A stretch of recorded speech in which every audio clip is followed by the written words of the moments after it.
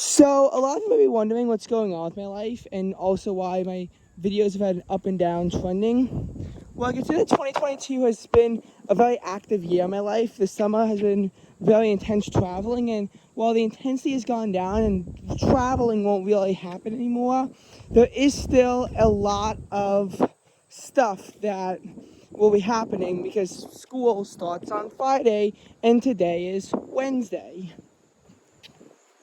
Well, in our last day of meteorological summer, and I could say that the summer has been both a blessing and a curse to me. But first, let's talk about my traveling. So this year, throughout the year, I got 6 states and 3 new Canadian provinces.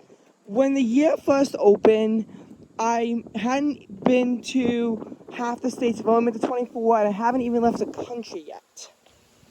And while I've only been to one of the country, I've been to that country 3 times. So what happened? Well, first we have to know when my school exactly is in session. And pretty much except for weekends and whatnot, once school goes back in session on January 3rd, it stays that way until President's Day break. So usually the Friday before is the last day, and this time was February 18th. Now, February 18th was actually a pretty crummy day in terms of weather, and so was January 3rd. January 3rd was when a true taste of winter managed to make its way over to New York, and February 18th was met with a drenching rainstorm. Although thankfully, unlike the last one, there was no ice as the rain stopped by the time it got to the upper 40s, unlike last time where it ceased existing by the time the air temperature was actually down to 31 degrees. So on February 19th, we get on the airplane and we land in Seattle, making Washington my 25th state. The next day, we travel up to Vancouver. We learned that going on an international trip as a day trip is actually a really bad idea because we leave at 8 a.m. and we don't make it back until 10 p.m. and this is Pacific time. So we're also jet lagged on top of that. On February 21st and 23rd, we do some touring around Seattle, but on February 22nd, we make our way down to Oregon. We see something rare, and it's actually snow. It usually doesn't snow, but this time it did. And these days were frigid, which was not in the forecast when we initially went, hence why I underpacked in what I needed for the winter clothing. In particular, the day we went down to Oregon had temperatures with highs stuck in the mid-30s and with wind chills getting down into the 20s. The next day, while the wind had ceased, high temperatures are still stuck in the mid-30s, which is very cold, especially for Seattle. Also, record-breaking heat was on its way in the New York metro area, with widespread temperatures near 70. Only Central Park did not set a record for highest temperature that day, so we would wind up missing on that because a very potent cold front was on its way, and temperatures were already dropped down to the 30s by midnight, making it one of the largest temperature swings in 2022. Or really ever. However, the story continues. So we make it back on February 24th. Now, school starts back up on February 28th, which is another frigid day due to a dome of high pressure, but thankfully lifts. Now, it pretty much continues all the way through to April 14th, which is actually the warmest day of the year at that point, and parts of the metro area get deep into the 80s. The wind off the water keep where I live down to the mid-70s. The city center itself gets into the upper 70s. The weather over spring break, though, was not as nice. In particular, a cold front races down on Saturday, leading to 3 days with highs stuck in the low 50s. While it does warm up, it doesn't warm up significantly.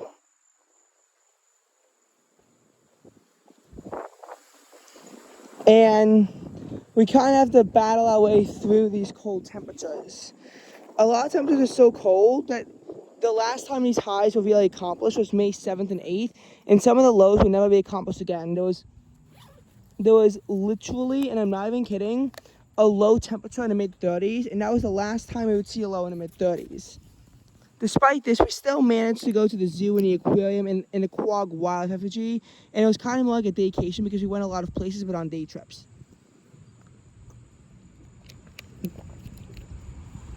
Of course, the summer would have 6 trips. However, a lot of them were to places I've already been to, like Camelback or Virginia Beach or to Chicago, though I did not go to the Kalahari in Ohio, but I have been to the state of Ohio before, or to South Carolina, although I will admit I've never been to Carolina before, and it was a pretty sick park. In spite of the fact that it was 97 degrees and felt like 105. Anyway, there was some new places that I went to, though. I've never been to Ontario before, and on July 11th, we finally went there. I went on the Made in the Mist tour, and it was awesome, and I made a video, which you should totally check out, and I will link it in the description, the video of the Made in the Mist that I took. And in addition to that, we got in on the 11th, we went to Toronto on the 12th, went to a not-so-great amusement park on the 13th. 14th, early on in the day, we make it back in, and then we go to another amusement park that was slightly better despite being a Six Flags, when normally I hate Six Flags. And then we slept in Rochester that night, and from Rochester we had to make it all the way back home on July 15th. The bus was unusually cold that day in particular, and I have no idea as to why.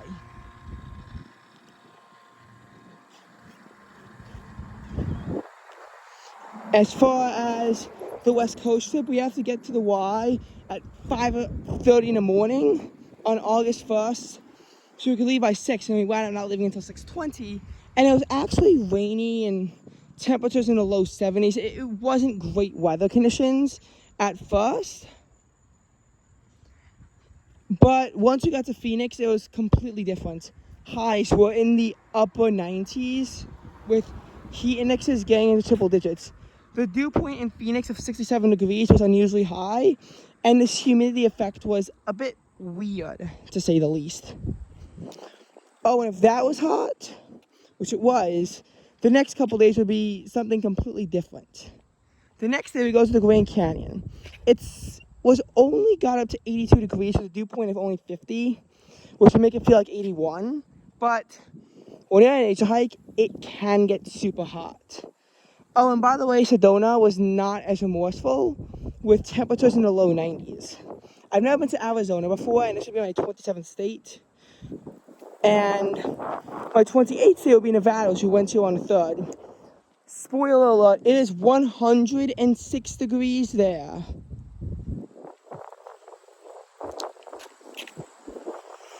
We then made it to California that night for a not-so-great night of sleep in Victorville. We then made it down to the LA area, where we spent 5 nights. We would actually spend 6 days in the LA area before the drive back from Six Flags Magic Mountain to Escondido. We did a bunch of different things in the LA area, like the Universal Studios, both Disney parks, the Dodgers game, the Warner Brothers Studio, and Santa Monica Pier, amongst other things. But when we made the Six Flags Magic Mountain, it was not so great. Temperatures were in the 90s throughout, and dew points were about 40 degrees. That's not great. It was truly a desert, despite being in the same county as LA, which interestingly, Anaheim is not. I was very shocked to learn that. On the way back, we also had a drama-filled episode on a bus.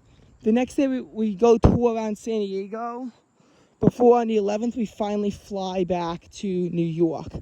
The flight was so late that by the time we got out of the airport on our drive home, oh damn, I missed the light. By the time all that happened, it was already early morning on the 12th, with us getting off the bus at 1:09 a.m., officially ending the summer. And a trip that really begun since 6:21 in the morning at the latest on August 1st. Now, The travel will not end, as on August 18th, we made our way up to Montreal. And on the 20th, I'll get my 30th state, Vermont. I've now been to 3/5 of the states in the country and 3/10 of the provinces in Canada, which is pretty impressive considering where I started off the year from. We would do some more stuff, but as school starts, the traveling will go to an end, though I am going to the Everglades and Miami area and seeing cousins in that area from December 24th through 30th. So that's just kind of what's going on with my life, because I know you're tired of my weather videos that nobody watches, or at least I don't get consistent good views on my duration. My YouTube studio doesn't always tell me everything clearly. So that's kind of about all that I have to share with you about my life.